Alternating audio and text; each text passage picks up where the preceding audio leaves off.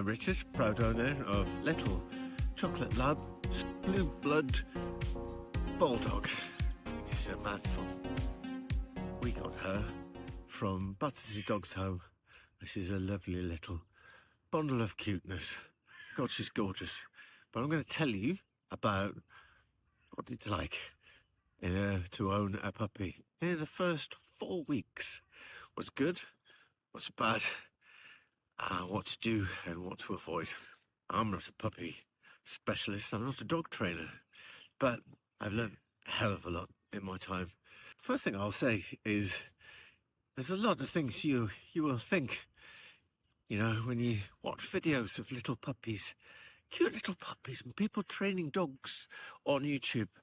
And you see these videos of people doing these little tricks, and they seem to just teach them to do the most amazing things in like 5 minutes maximum.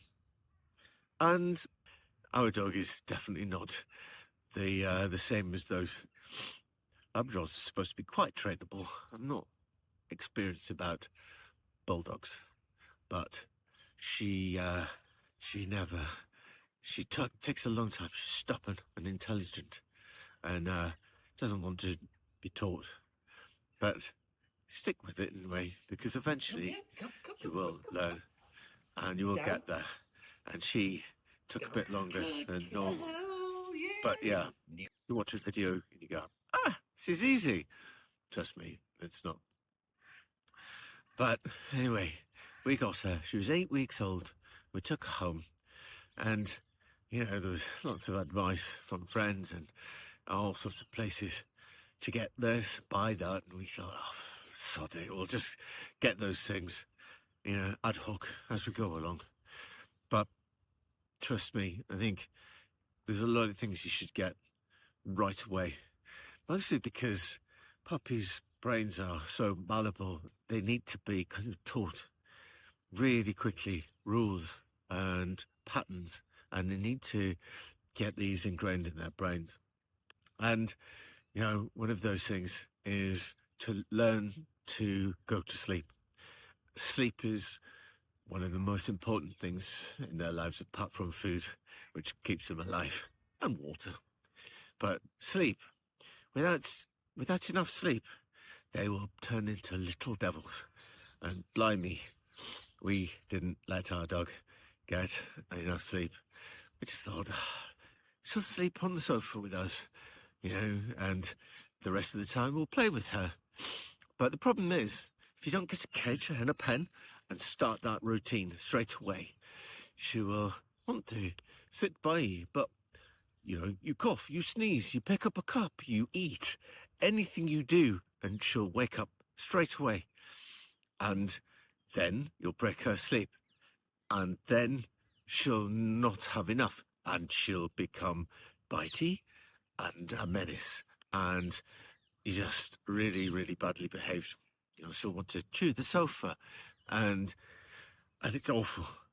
And a puppy generally needs 18 to 20 hours sleep a day, which is an incredible amount. It makes lazy bloody cats look like night owls, but trust me, they need 18 to 20 hours, and you should be regimented about it. And not just that, you should do 1 hour on, 1 hour off. And we didn't learn this until week 3, when we actually had a dog trainer.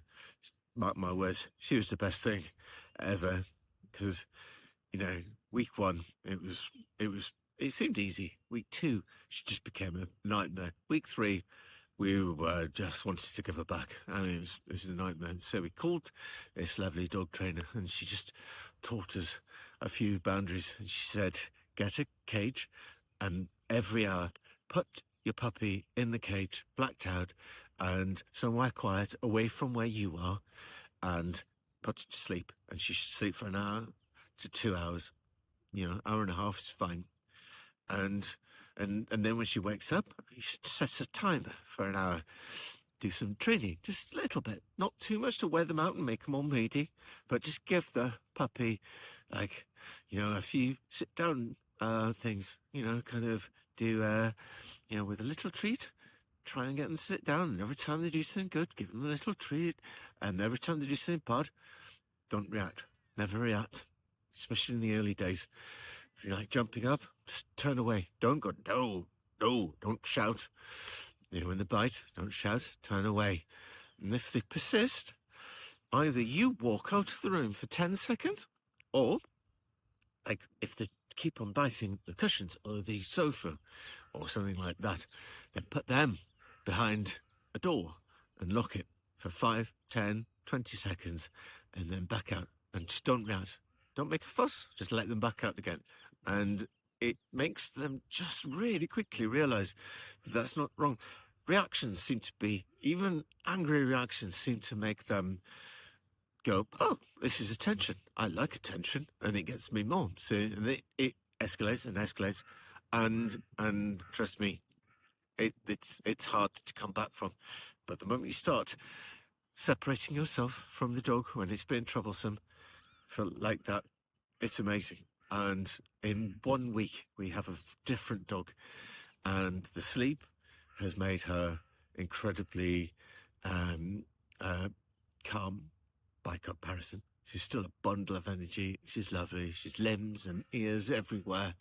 She's great fun to be around. And she's still naughty. She still tries to do the biting, but she knows that it's wrong. And her little puppy instincts override it sometimes, but you do the same thing. Put her in a different room or in her pen, or you leave the room. And it's amazing. You see the reaction and see the change. And it's rapid. And when you start setting these boundaries, then the tricks all start falling into place. So in a week, she now sits down, she just she spins around, and she sits down, she gives paws when she comes back from the toilet.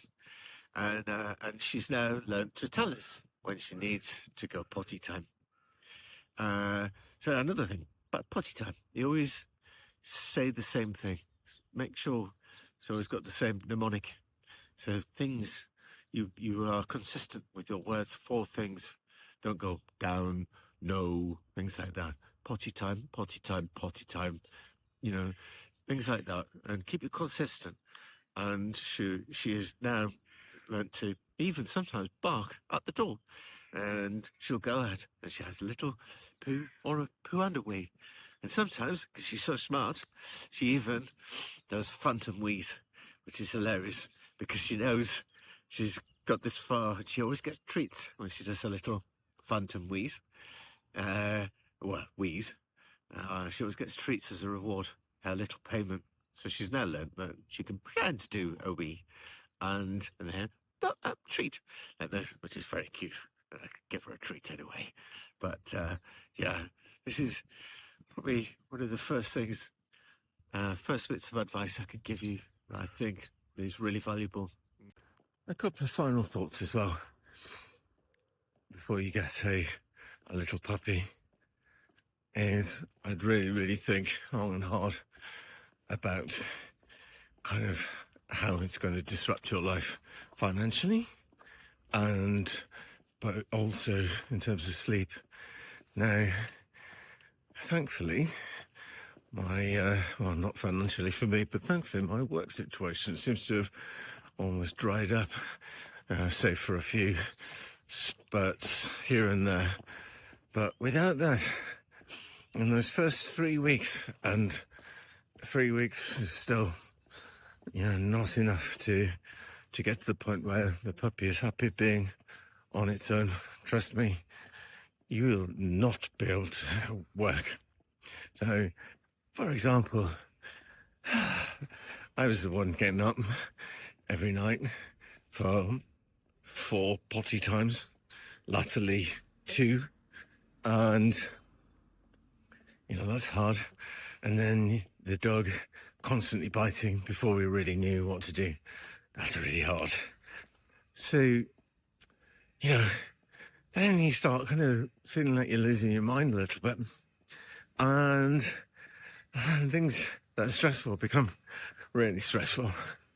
And so, we're trying to get her to calm down, and she wasn't. And I was trying to do little jobs here and there, and it took me about 4 days just to do one page of my VAT returns, which were not complicated, but with a little dog, funny, it becomes complicated. And you need to also consider a lot of the things, the outlay for the dog, obviously, but then you've got all the things like cage and pen that you need to buy, and food's very expensive, and you should buy good stuff, because the bad stuff, you can see in their hair how much of a difference it makes. It's kind of good, nutritious food just look much more healthy, and they are more healthy, and they need healthy, good nutrition while they're growing. You need insurance. You can go to town with this. There's a pet plan, which for our dog, which is on the low end of the insurance scale, is like 170, 180, maybe 190 for a different one. That's a lot of money every month in insurance. You can do cheaper, but they're massively different in terms of what you get, and how willing they are to pay out for things, especially if you have any ongoing kind of needs. Dog hurts itself badly or something like that, and it needs helping. If you get crappy insurance, you're going to be faced with huge bills. And lots of the cheaper ones insist on you paying a percentage of the bills. So you get a 10 grand bill, and you have to pay 10, 20%, which is quite standard of the actual bill. You are looking at big dosh time. So take my advice and have a really long think about these things. If it's any use to you, give me a like, give me a follow. I've got loads more like this to come. I'll keep you updated about her little Mabel's progress. And also, I've got lots of funny shorts. Not the kind that you wear to the beach. I mean, YouTube shorts, TikToks. So have a look for those. There's a lot of silly videos of her going